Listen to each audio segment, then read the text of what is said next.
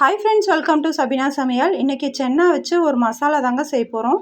நான் வந்து சென்னா நைட்டே ஊற வச்சு இப்போ வேக வச்சு எடுத்திருக்கேன். பெரிய வெங்காயம் 3, தக்காளி வந்து ஒரு 4 தக்காளி, ஆப்பிள் தக்காளி கட் பண்ணது.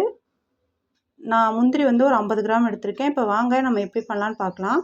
ஃபஸ்ட்டு ஒரு வடைச்சட்டி எடுத்தாச்சு. கொஞ்சமாக அதில் ஆயில் ஊற்றிக்கலாம்.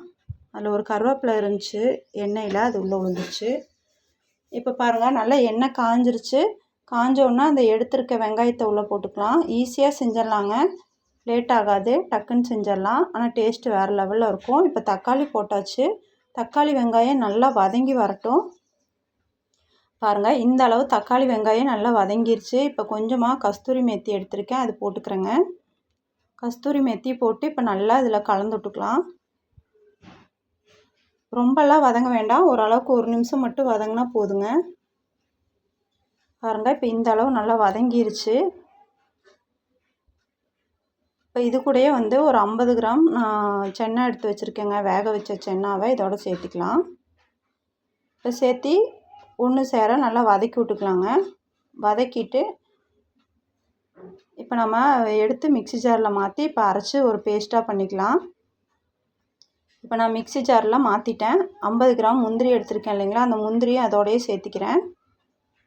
சேர்த்து நல்லா நெய்ஸாக அரைச்சி எடுத்துக்கலாம். எவ்வளோ தூரம் நெய்ஸாக அரைக்க முடியுமோ அவ்வளோ தூரம் நெய்ஸாக அரைச்சி எடுத்துக்கலாங்க. ரொம்ப டேஸ்டியாக இருக்கும். இப்போ அரைச்சி எடுத்தாச்சு.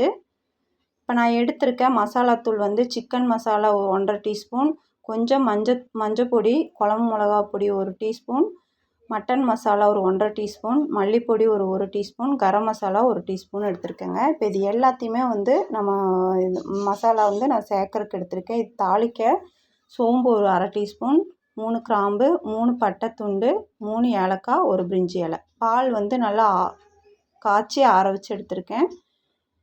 இப்போ ஒரு பேன் வச்சாச்சு. வச்சுட்டு ஒரு 3 டீஸ்பூன் போல் ஆயில் ஊற்றியாச்சு. ஆயில் நல்லா ஹீட் ஆனதும் ஃபஸ்ட்டு வந்து சோம்பு போட்டுக்கிறேங்க. சோம்பு, பட்டை, கிராம்பு. நான் செய்கிற அளவுக்கு வந்து நான் 3 துண்டு பட்டை போட்டிருக்கேன், 3 கிராம்பு, 3 ஏலக்காய், 1 பிரிஞ்சி இலை, ஒரு 1/2 டீஸ்பூன் சோம்பு எடுத்திருக்கேன். உங்களுக்கு சோம்போட ஸ்மெல்லு பிடிக்கலைன்னா கொஞ்சமாக கம்மியாக சேர்த்துக்கோங்க. இப்போ இஞ்சி பூண்டு பேஸ்ட்டு வந்து இப்போ எடுத்திருக்கேங்க. அதில் வந்து ஒரு 2 டீஸ்பூன் போல் போட்டுக்கிறேன்.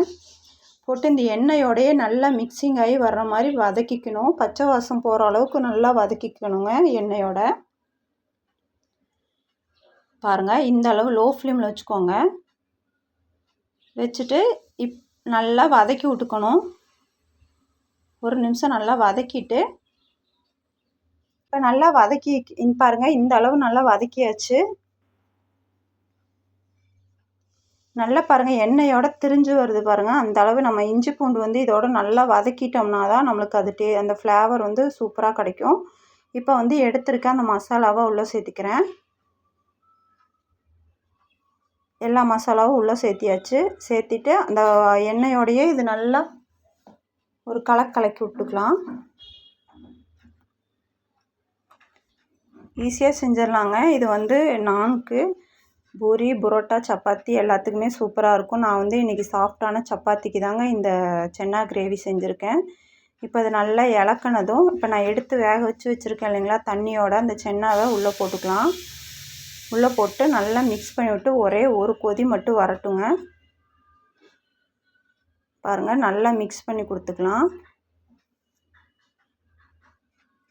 நல்லா ஒரு கொதி வரும் பாருங்கள். அப்போ அந்த மசாலா நம்ம அரைச்சி வச்சுருக்க மசாலாவை உள்ளே சேர்த்திக்கணும். தண்ணி வந்து நம்மளுக்கு இது கரெக்டான அளவு. இப்போ நல்லா கொதிச்சு வந்துருச்சு. இந்த ஸ்டேஜில் நான் அந்த மசாலாவை எடுத்து உள்ளே போட்டுக்கிறேன். போட்டு நல்லா மிக்ஸ் பண்ணி கொடுத்துக்கணும். பாருங்கள், மசாலா உள்ளே போட்டாச்சு. போட்டு நல்லா மிக்ஸ் பண்ணிவிட்டு தேவையான அளவு உப்பு. இப்போது பாக்கி உள்ள கஸ்தூரி மேத்தி உள்ளே சேர்த்திக்கிறேன். நல்லா கையில் கசக்கி விட்டு சேர்த்திக்கிறேன். சேர்த்திட்டு இப்போ கொஞ்சமாக உப்பு போட்டுக்கலாங்க. உப்பு எவ்வளோ நம்ம இப்போ உப்பு போட்டாச்சு. இப்போ சர்க்கரை வந்து ஒரு டீஸ்பூன் போல் உள்ளே சேர்த்திக்கலாம். சர்க்கரையும் சேர்த்தியாச்சு. சேர்த்திட்டு இப்போ நல்லா கலக்கி விட்டுக்கலாங்க. பாருங்கள், எவ்வளோ சூப்பராக வந்திருக்கு நம்மளுக்கு சென்னா மசாலா. இப்போ பால் காய்ச்சி ஆற வச்சுருந்தேன் இல்லைங்களா, அதை உள்ளே சேர்த்திக்கலாம். நான் வந்து பட்டர் அன்சால்ட் பட்டர் தான் எடுத்திருக்கேன். அதில் 4 ஸ்கூப் கட் பண்ணி வச்சுருக்கேங்க. இதைத்தான் கடைசியில் உள்ளே சேர்த்துக்க போகிறேன். இப்போ பட்டர் பீஸை உள்ளே ஒவ்வொன்றா சேர்த்திக்கலாங்க. 4 பட்டர் பீஸு உள்ளே சேர்த்தியாச்சு. சேர்த்திட்டு இப்போ நல்லா எல்லாம் ஒன்று சேர மிக்ஸ் பண்ணி விட்டுக்கலாம். அவ்வளோதாங்க, டேஸ்டியான நம்மளுக்கு சென்னா கிரேவி சூப்பராக ஹோட்டல் ஸ்டைலில் சூப்பராக ரெடி ஆயிடுச்சுங்க. சென்னா கிரேவியும் சாஃப்டான சப்பாத்தியும் இன்றைக்கி பிரேக்ஃபாஸ்ட்டுக்கு சூப்பராக ரெடி ஆயிடுச்சு. அவ்வளோதாங்க இந்த வீடியோ உங்களுக்கு பிடிச்சா லைக், ஷேர், சப்ஸ்கிரைப். அடுத்த லெசனுக்கு